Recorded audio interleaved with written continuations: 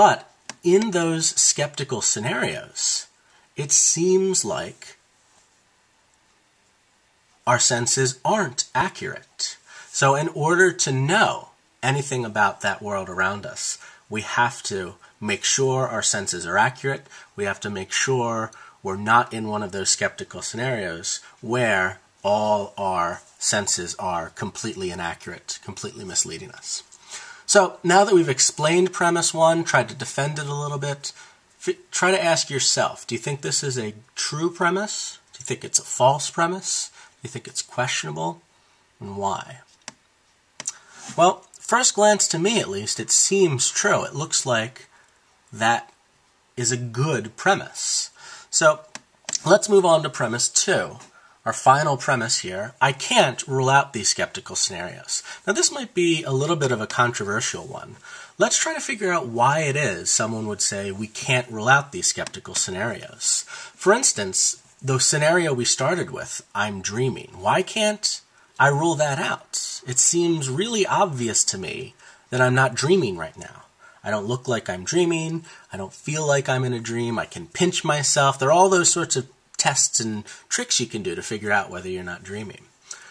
Well, the important thing for the skeptic who defends this argument is to ask, how could any of us absolutely prove we're not dreaming? How could I go about proving that? I mean, there are some times when I'm dreaming, when I just don't realize it's a dream. And there are even some times when I'm dreaming where I think to myself, this seems a little bit more crazy than usual. Am I dreaming right now? And I think about it and I look around and I still say, forget it, I'm not dreaming. That's crazy. That actually happened to me no less than a week ago, where I was really, really confident that it wasn't a dream. And then I said, wait, maybe this is a dream. And I looked around and I still said, all right, it's not a dream. And then I woke up and realized it was a dream after all. So there are lots and lots of times where we have that strong feeling of certainty. And it's nothing more than a feeling that we aren't dreaming when in fact we are. So if I can't trust that feeling, is there any other method I can use to prove that I'm not in a dream right now? I might be feeling absolutely certain right now that I'm not dreaming, really, really confident. But how could I prove it? How can I trust that that feeling is accurate? And the most important thing about all of these scenarios is that they're designed so that they're internally indistinguishable from accurate scenarios. That is, from my first-person perspective, where all I'm receiving are these five senses, all the data and experiences from my five senses, those misleading scenarios where I'm dreaming, or I'm a brain in a vat, or I'm in the matrix, are just indistinguishable from an accurate experience.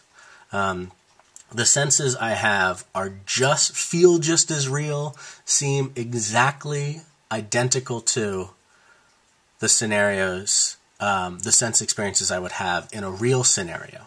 The matrix scenario where I'm in a computer simulation, where it's not real, that I'm really experiencing eating a steak, it's indistinguishable from actually eating a steak in real life and the sensations you would have if you ate a steak in real life. So the important thing about this is that for all I know, I could be in one of these skeptical scenarios right now. I'm not saying I'm actually in one of those scenarios. So a skeptic doesn't have to argue that you really are dreaming or you really are in the matrix. The skeptic just has to say it's technically possible that you're dreaming right now. It's technically possible that you're in the matrix. And by technically possible, I mean not literally impossible. And the idea is, if I were in these scenarios, I wouldn't realize it. And because this scenario is technically possible, I can't absolutely rule it out. And that, remember, is what the premise says. I need to be able to rule out that possibility. Again, for all I know, I could be in one without realizing that I'm in this crazy scenario. So that seems to suggest that I can't rule out those skeptical scenarios.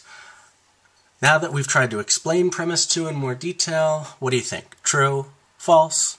Questionable? What do you think about this premise? Again, this is another one that seems true when we first look at it. Now, those skeptical scenarios seem pretty unlikely. I don't honestly believe that I'm dreaming. I don't think I'm in the Matrix. I think the chances that I'm in the Matrix are really low. The chance that I'm dreaming right now seems really low. But the important thing is that I can't rule them out absolutely. There's no 100% guarantee that I'm not dreaming right now. All right, so here's the problem of skepticism. Premise 1 seemed like a good premise. Premise 2 seemed like a good premise. And the structure seemed good. So, according to our rules of evaluating arguments, this argument is overall good. Wait, this argument that we just put forward for external world skepticism is overall good? An argument that concludes, I don't know I have hands, is an overall good argument? That seems crazy. This is what's so interesting about philosophy. Philosophy shows us seemingly compelling arguments for conclusions that we would reject as crazy and out of hand before we looked at any arguments for them. The conclusion that I don't know how I have hands seems absolutely ridiculous. I'm looking at my hands right now. I can flash them on the screen right now. It seems like if I know anything in the world with confidence, I know that I have hands. So how could this argument that says I don't know this be true? Well, this is the challenge of skepticism. Skepticism seems like a crazy theory when you first look at it. In particular, external world skepticism seems crazy. But there are compelling arguments for it, arguments that we need to work through and look at and consider in more detail if we want to really figure out what's going on here. The power of logic, if we buy that argument, seems to compel us to accept this conclusion. And our job, if we want to be good philosophers, is to either accept this crazy conclusion and become external world skeptics, or try harder at evaluating that argument that we just saw and see if we can't come up with some sort of problem with that argument, some logical reason to take issue with one of the premises or to take issue with that argument's structure. Now, this is a challenge, but I think this is what makes philosophy so fun. We look at these underlying claims, these underlying fundamental assumptions that we have, and they wind up being inconsistent. One claim we have is that we seem to know lots of basic things about the world around us. Another thing that seems true, though, is that to know stuff about the world around us, we have to make sure we can trust our senses. And another thing that also seems true is that we can't 100% seem to trust our senses. So it seems like those three claims, that set of claims, is inconsistent. And the fun of philosophy is trying to juggle all those fundamental ideas and beliefs we have and figure out how we can resolve the seeming paradox of these all being inconsistent.